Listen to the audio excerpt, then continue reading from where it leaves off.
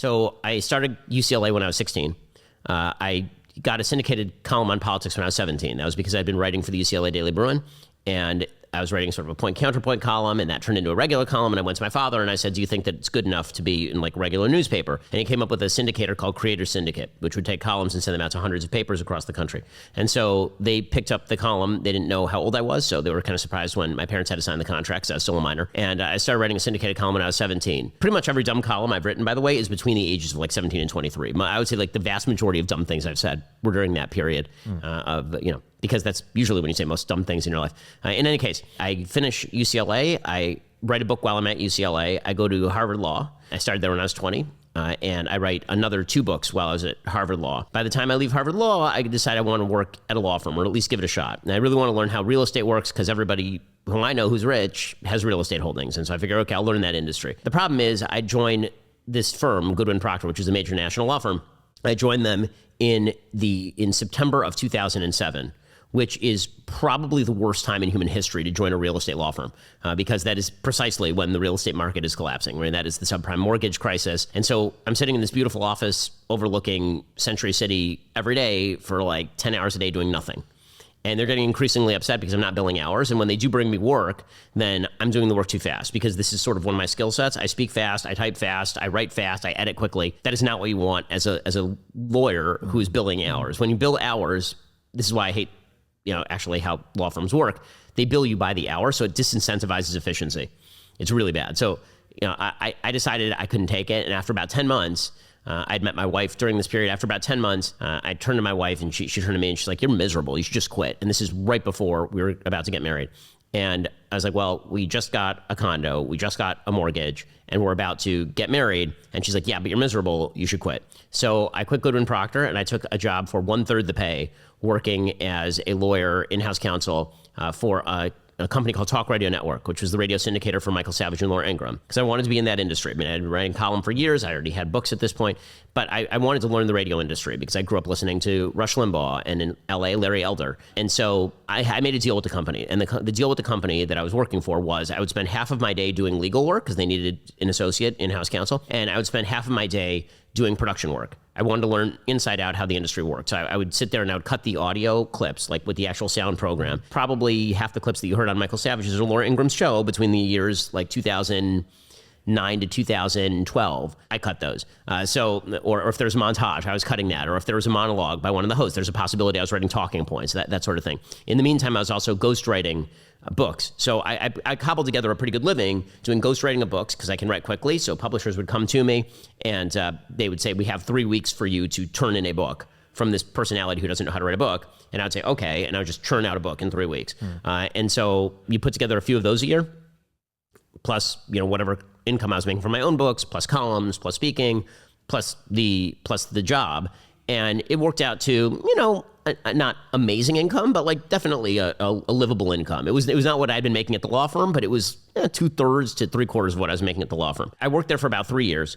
And then there came a point where I just couldn't see a future at that company or for that company. It didn't seem like a direction that I wanted to continue moving. At that point, I went out on my own, and I was basically making a living ghostwriting alone and doing those sorts of things. And this is in 2012. So 2012, I'd been friends with Andrew Breitbart for a really long time. So I've been friends with Andrew since I was in college, since I was 16. And now it's, 2012. It's now, I graduated UCLA in 2004. So it's been 8 years.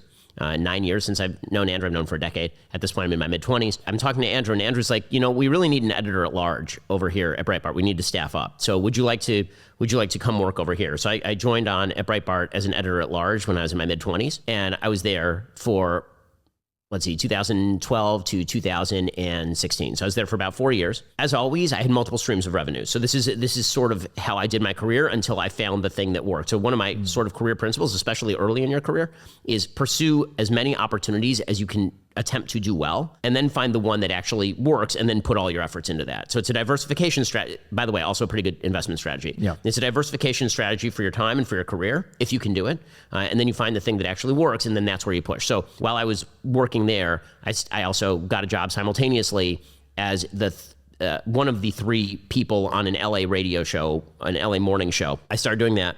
About a year and a half after that, I got an afternoon radio show in Seattle. So my schedule at this point, and then I also launched a website with the David Horowitz Freedom Center that was called Truth Revolt. Truth Revolt was basically the predecessor to Daily Wire. It was designed as reverse media matters. So the basic idea was that the left likes to initiate boycotts against the right and get those shows canceled. And so we don't like that tactic, but the only way that people are going to back off that tactic is if that is mutually assured destruction, is if everybody understands the tactic is bad, so we're just going to avoid that tactic. By the year 2014, my schedule went like this. I would wake up at 5:30 in the morning. I would go work. I would go do my morning show from 6 to 9.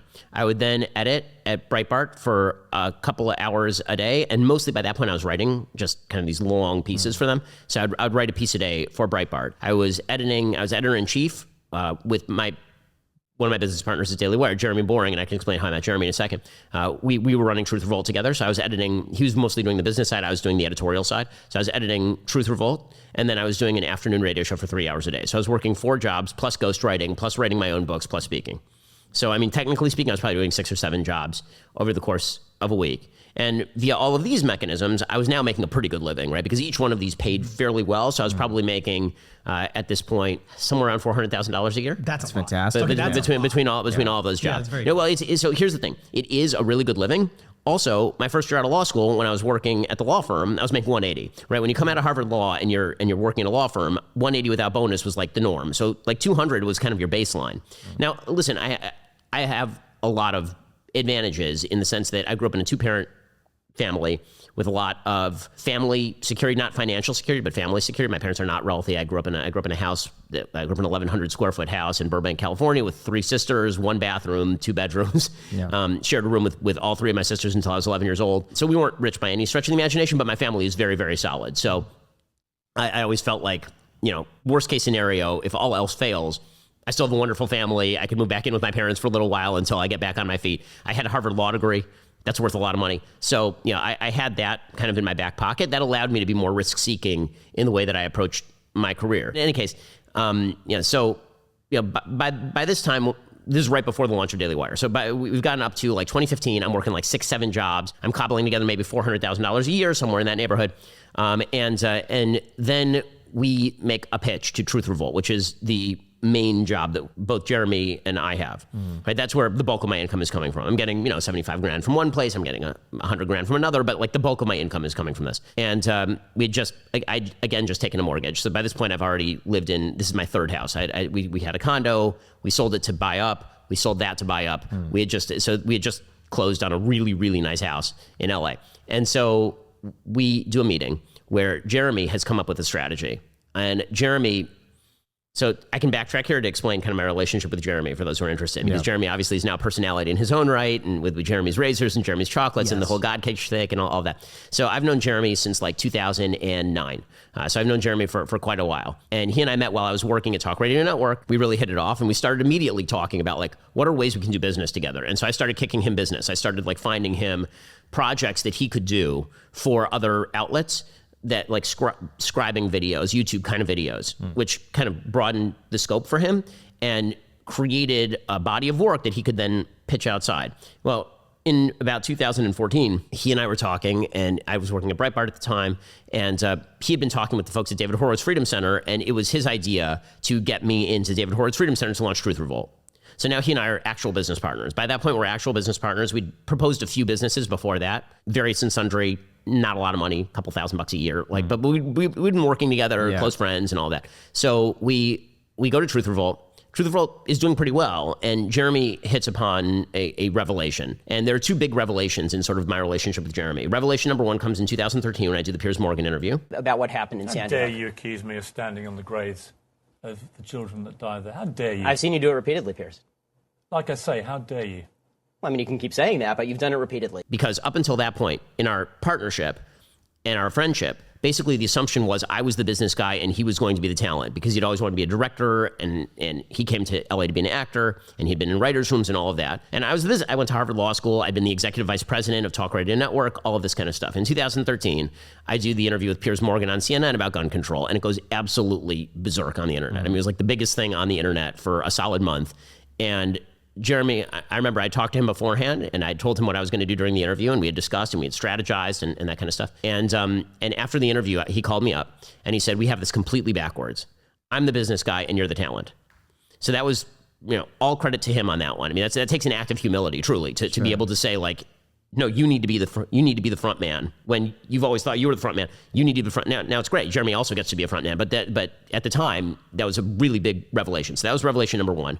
And revelation number two comes in 2015 when Jeremy realizes that the way that we had been doing our website for a while and the way that traffic used to be done on the internet, at least on the right, is if you wanted traffic on your website, you basically needed a Drudge link. You needed a link to Mac Drudge's website. It was like everyone knows this on the right. A link from Drudge was like the magic thing that caused your website to explode. I mean, Andrew Breitbart's Breitbart.com was built on the back of the links from Matt Drudge. That's where the traffic was built from. And so you would hunt for Drudge links. You would like create a story, you'd send it to Matt or one of his editors and hope that he would post it. Well, in 2014, 2015, Jeremy and I are discussing this. And I turned to Jeremy and I said what became sort of the first of our business aphorisms, which is luck is not a business strategy. Right? You can't rely on the kindness of strangers. We're not Blanche Dubois here. Like, we actually need a strategy. And Jeremy said, well, I want to look into this. And so he started looking into it, and he came up with this marketing strategy. And he realized that there was a real arbitrage opportunity in Facebook, that Facebook was where all the crowd was, all the eyeballs were, that the cost for advertising on Facebook was pretty affordable, and that the draw from Facebook in terms of traffic was really high. So he says, let's set up a meeting with the board over at David Horowitz Freedom Center, and let's pitch them. So we get them in the room, and Jeremy starts making the pitch, which is we need $1 million. And if you give us $1 million, we will generate you a money machine that lasts for all of time. And he explains the whole plan, and they do not get it because everybody on the board is like 80. Very nice people, but they're all 80 and don't know what a computer is, let alone what internet is. And so Jeremy's explaining this. And if you've ever met Jeremy and our styles are completely different in terms of how we communicate. Jeremy is from Slayton, Texas. He's kind of a soft Texas lilt. Yeah. Speaks a lot slower than I do. I'm like a fast-talking Jewish kid from LA. Yeah. And normally the way this works is that I make a pitch and then Jeremy has to come in and like speak softly. I used to call him the stupid whisperer because we met with a lot of Congress people and every conversation went like this. I would explain a thing. They wouldn't understand. Jeremy would re-explain the thing, but slowly and in Texan, and suddenly they would understand. In any case, this time it goes backwards. Jeremy explains the deal. They do not understand it at all. They turn to me. We've been doing this for like an hour and a half. The board turns to me and they're like, "Can you explain this more simply? Like, try to boil it down." And at this point, I was really frustrated and pissed. And I take out a napkin and a pen and I say, "Here is our business plan: $, arrow, Facebook, arrow, website, arrow back to $. This is our business plan." I literally did that on a napkin. I turned it around. We're going to spend money on Facebook. Facebook is going to generate traffic for our website. We're going to monetize that through advertising and subscriptions back to Facebook. Right, and we're just going to spin up. Yeah, that's how, right. That's how we're going to generate our business. They fired Jeremy the next day, and in solidarity, they wanted to keep me on as sort of like a face for the website, and I quit. I was like, "You can't fire my friend, my business partner, and I'm not going to stick around for that." So now we're both jobless. We both had new mortgages, and so but this idea we know is a thing. And I know, and at this point, we know a few things. We know that Jeremy is capable of running the business side of this because he did it with Truth Revolt. We know that I'm capable of editing websites. I did it with Breitbart and I did it with Truth Revolt. We know that I'm capable of drawing a crowd. I've done that multiple times. And so we have the skill set that we've both been practicing in our various sort of arenas for a while. So we decide we're going to go out to market. We have two choices at this point. Choice number one is we mortgage our houses and just do the idea ourselves. And this was, in retrospect, what we probably should have done. Yeah. But at the time, let's see, this is 2015. So at this point, I had one kid and a second almost there. Again, Jeremy had just bought himself a nice house. And so we were like, and no income. And so we were both a little freaked out. So we go out to market and we find a family office and we pitch this family office on what we want to do. And it's exactly this plan. We drop a business plan. We go in, we pitch it. The pitch meeting was really quite funny because the third person who's in the triumvirate in terms of running Daily Wire is a guy named Caleb Robinson. So it's Jeremy, Caleb, and I are the majority owners of Daily Wire. So Caleb, at this point, was the person working with the family office, and he's the one who's really interested in the proposal. So he brings us into the room, and we're talking with this family. And as we're talking with the family, they get all sorts of pitches. They're billionaires. People pitch them all the time on investments. And this guy at the end of the table turns to me after I've been going for a while, and he says to me, we get a lot of pitches on media companies just like this one. What makes you think you're so special? Again, I got kind of pissed and I was like, I'm better at this than anyone on the planet. I'm better at this than anyone. Everyone who's pitched you is worse at this than I am. And for a second, there was like dead silence in the room. And then everybody started laughing, and they put the money into the company. And so the initial amount of money they put into the company was, as an angel investor, was $4.8 million. We have never taken an outside dollar at the company. We did $200 million in revenue last year. What do you think that original investment is worth today? And I mean, I have ideas. Yeah. I mean, given the splits at the company, let's just say well into the 9 figures. Unbelievable. Now, could this have been done for less than $1 million in hindsight of you just like bootstrapping it with Jeremy? No, I mean, because the amount, we were cash flow positive 18 months in. Okay. So we had not actually, tapped out the money that they gave us by that point, but we were spending heavily on marketing. I don't know the budgeting. I'd have to go back and look at it. I know that our original expectations of what the company was going to do and where the revenue was going to come from were totally wrong. We've been looking for our initial pitch for a very long time, because all the places we thought the revenue was going to come from are the places it didn't come from, and all the places that we thought it was not going to come from is where it ended up coming from. So I think our original pitch had me like, my podcast, it suggested that after 5 years, I'd have 200,000 listeners. After like a year, I had 200,000 listeners. And today we have like a couple of million listeners. Right. So it was off by like an order of magnitude.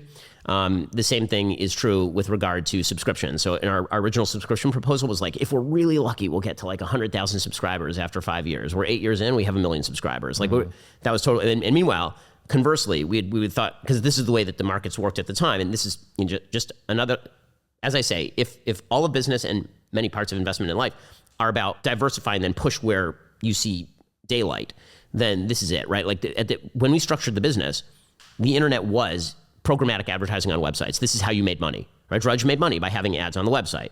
Breitbart made money by having ads on the website. That's where the money was. Subscription businesses were still considered sort of a weird thing. I remember when Rupert shifted Wall Street Journal to subscriptions, it was super controversial at the time. People were like, what is he doing? He's going to wreck his whole audience.